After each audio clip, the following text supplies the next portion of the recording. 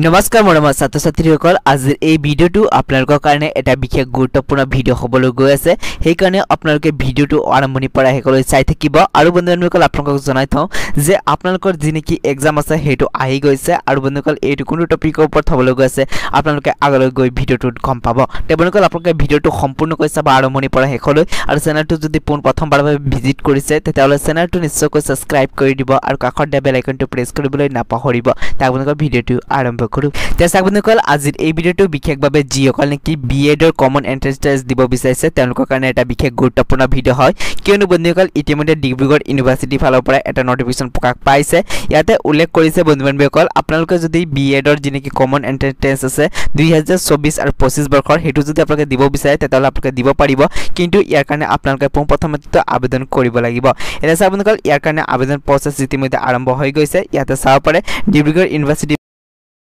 আৰু ইয়াৰ যিনেকি আপোনালোকৰ একাডেমিক সিজন হেতু হৈছে 2024 পৰা 2025 আৰু এক্সাম টাইম আপোনালোকৰ কমন এন্ট্ৰেন্স টেষ্ট অনুষ্ঠিত কৰা হ'ব ইয়াতে এক্সাম ডিউৰেচনৰ কথা কোৱা হৈছে আপোনালোকৰ টোটাল ইয়াতে 1.5 ঘণ্টা সময় পাব মানে 11টা পৰা 12:30 লৈকে আপোনালোকে এক্সামটো দিব পাৰিব এটা আপোনালোকৰ যিনেকি এক্সামৰ কোৱেশ্চন প্যাটাৰ্ন আছে হেতু আপোনালোকৰ OMR BS থাকিব আৰু আপোনালোকৰ যিনেকি এক্সাম আছে হেতু বন্ধুসকল 13 জুলাই 2024 সানডেৰ দিনা অনুষ্ঠিত কৰা হ'ব এটা আপোনালোকৰ যদি আপোনালোকে আবেদনটো কৰিব বিচাৰে তেতিয়াহ'লে আপোনালোকে ইয়াতে কিছুমান যোগ্যতাৰ প্ৰয়োজন হ'ব যেনেকৈ ইয়াতে কোৱা হৈছে বন্ধুসকল আপোনালোকে মিনিমাম ইয়াতে ডিগ্ৰীত 50% মাৰ্ক কেৰি কৰা হ'ব লাগিব তেতিয়া আপোনালোকে ইয়াৰ কাৰণে আবেদনটো কৰিব পাৰিব কিন্তু বন্ধুসকল যদি আপোনালোকে ST OBC MOBC PWD ক্যাটাগৰীত পৰে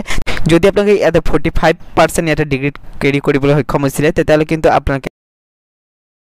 ইয়াতে কোৱা হৈছে বন্ধুসকল যদি ইয়াতে আপোনালোকে আবেদনটো কৰিব বিচাৰে তেতিয়াহ'লে ইয়াতে আপোনালোকে এটা এপ্লিকেশন ফি পে কৰিব লাগিব যোনটো নেকি হৈছে 950 रुपीस যোনটো নেকি আপোনালোকে ডেবিট কাৰ্ডে হোক বা UPI থ্ৰু আপোনালোকে পেমেন্টটো কৰিব লাগিব এটা আপোনালোকে যদি ইয়াতে আপোনালোকে আবেদন কৰিব বিচাৰে নিশ্চয়কৈ আবেদনটো কৰিব পাৰিব ইতিমধ্যে ইয়াৰ কাৰণে আবেদন প্ৰক্ৰিয়াটো আৰম্ভ হৈ গৈছে আৰু ইয়াত যেনেকি আবেদন কৰাৰ লাষ্ট ডেট হেতু হৈছে 30 মে 2024 ইয়াৰ ভিতৰতে আপোনালোকে আবেদনটো কৰিব লাগিব লগতে বন্ধুসকল ইয়াতে যেনেকি আপোনালোকৰ এক্সাম আছে হেতু 13 জুলাই 2024 ত অনুষ্ঠিত কৰা হ'ব আৰু ইয়াৰ কাৰণে আপোনালোকে যেনেকি ৰিজাল্ট আছে হেতু ডিক্লাৰেচন কৰা হ'ব 25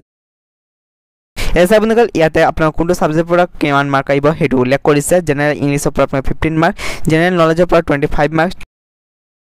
ইয়াতে নমিনিকেল এবিলিটি পৰা আপোনাৰ 10 মাৰ্ক ইয়াতে টিচিং এপ্টিটিউডৰ পৰা আপোনাৰ 10 মাৰ্ক আহিব এটা সাব বন্ধুসকল এক্সাম ডিউৰেচন আপোনাৰ 1.5 ঘণ্টা হ'ব যেহেতু মই আগতে কৈ দিছো এতিয়া আপোনালোকে যদি ইয়াতে আবেদন কৰিব বিচাৰে নিশ্চয়কৈ আবেদনটো কৰিব পাৰিব মই লিংকটো আপোনালোকৰ ভিডিওটো ডেসক্ৰিপচনত দি দিম তে বন্ধুসকল আজিৰ এই ভিডিওটো কিমান আছিল ব্লগ আজিৰ এই ভিডিওটো ইয়াতে সমাপ্ত কৰো